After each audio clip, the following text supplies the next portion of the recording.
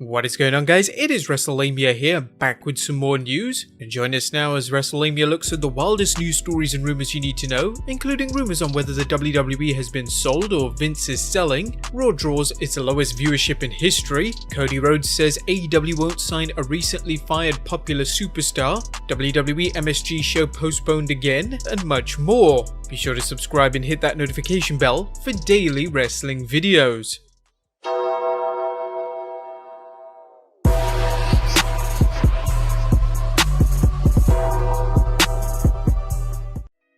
But let's waste no further time and get straight into the first story, as we look at the wild rumour on whether WWE has been sold or Vince is selling.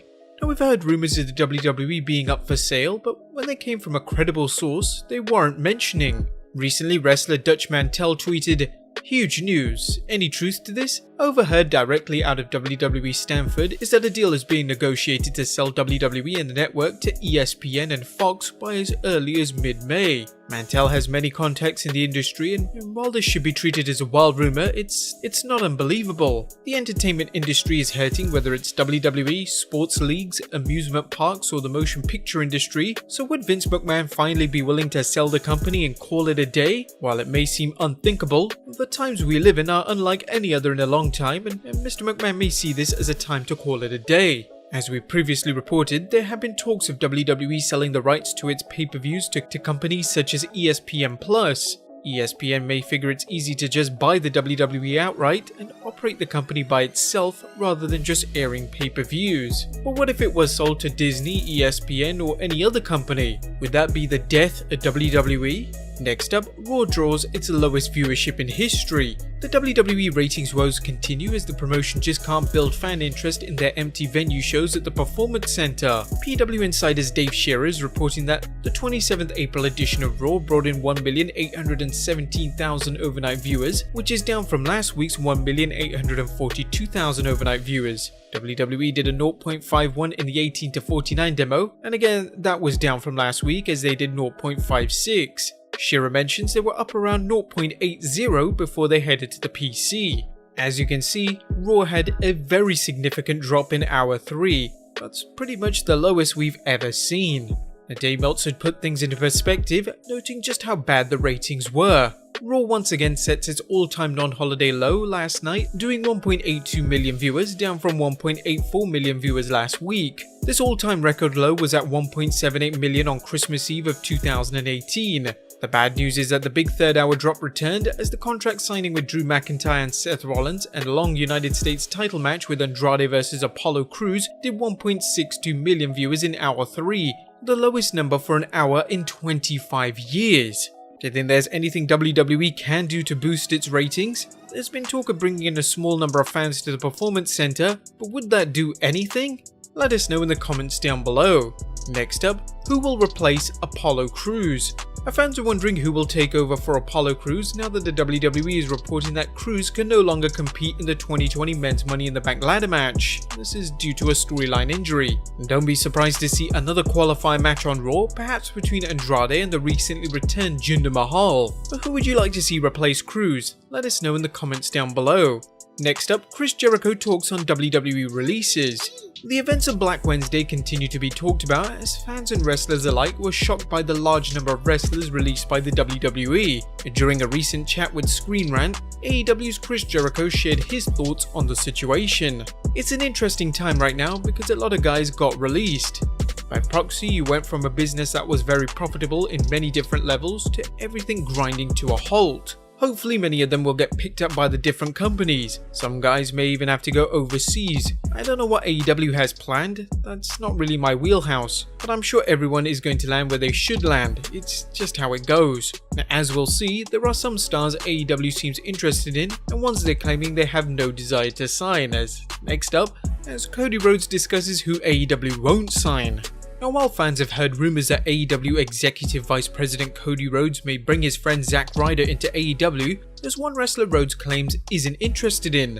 During an Instagram Q&A, the American Nightmare was asked about Heath and replied, "Nope, not on Heath Slater."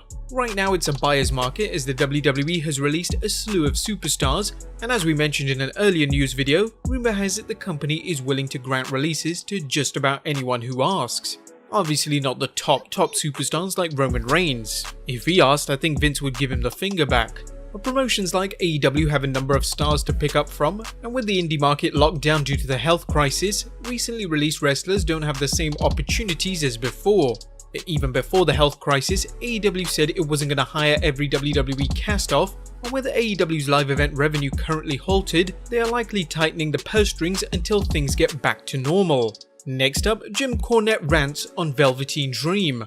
Jim Cornette has seen a lot in his day, whether it's his time as a manager, promoter, or helping out backstage with creative. With that in mind, what does Cornette think of the allegations against NXT star Velveteen Dream? During his Jim Cornette's Drive-Thru podcast, Cornette talked about Dream's scenario, but framed it in terms of wrestlers back in the 80s. What? Oh my God. You know, I've always said if there were cell phones in the 80s, then none of the guys would, all of them would have been in jail and or none of them would have been married longer than 2 weeks. But these guys today, they don't know how to cover their shit up. You don't call from your, even before there was such a thing as caller ID, there were phone bills that you got on paper. You never call a girl from your house. You always go to a pay phone and you don't use a fucking calling card in your name. If the bill comes to your house, you use change and pay for it as you go along. And you definitely do not say things on answering machines or voicemails. You don't let compromising pictures be taken past a picture in a parking lot at the fucking local 7-Eleven of you and fans. Knowing what we know about 80s wrestlers' insane road stories, can you imagine if they were recorded and available for fan consumption? Cornette gave some advice to wrestlers as to their private affairs. Once again, I'm not saying whether it's right or wrong. I'm saying that's something you would probably want to cover up. So I'll just use my own phone with a traceable phone number, my own gimmick account, whatever. And why don't you get the goddamn evidence notarized while you're at it, just to make it easier for everybody? What do you guys think of Cornette's comments? Next up, WWE is opposing Cody Rhodes' trademarks. Fans likely recall that Cody Rhodes has applied to trademark a number of names including Slamboree and the match Beyond. However, Wrestling Inc. is reporting that the WWE has filed opposition to it. Whether it prevails should be interesting, as Rhodes has worked to acquire as many former WCW names as possible. Next up, Heath Slater talks about being burnt out in the WWE. Now, while speaking to Lillian Garcia on her podcast Chasing Glory with Lillian Garcia, Heath Slater spoke on how he was burnt out in the WWE and how he has to thank them for lighting a fire underneath him now. Yeah, I lost my job, but I was burnt out, man. Burnt the hell out. I knew it, family knew it, my co-workers knew it. I was just burnt out. 14 years, 4 years developmental, 10 years on the road, to where it's like you can be promised, you can be told, you can even have it in your hand and ready, and it just changes at the drop of a dime. Slater even pitched a number of ideas to creative, but he was turned down at every avenue. I heard no too many times, to where I literally said, you know what, I ain't gonna pitch no more shit, because when I do, it goes nowhere. Or if I do pitch something good, they'll give it to someone else. It's just one of those things where, like, when you get tired of hearing no, not for you, not for you, not for you, not for you, you can't do that, no, you kinda start believing, you kinda start damn believing it.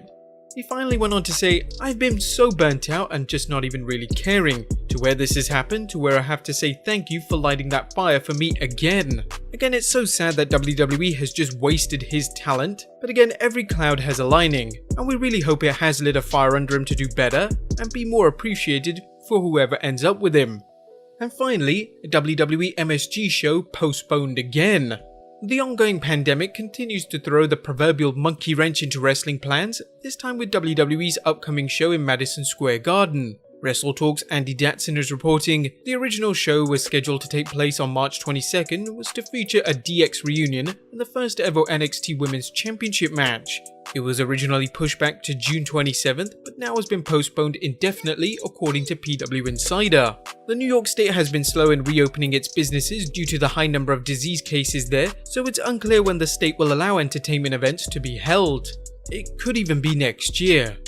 But what do you guys think on the situation? Let us know in the comments down below, subscribe if you haven't already, follow us on Instagram and Twitter, and I'll see you next time with some more wrestling content.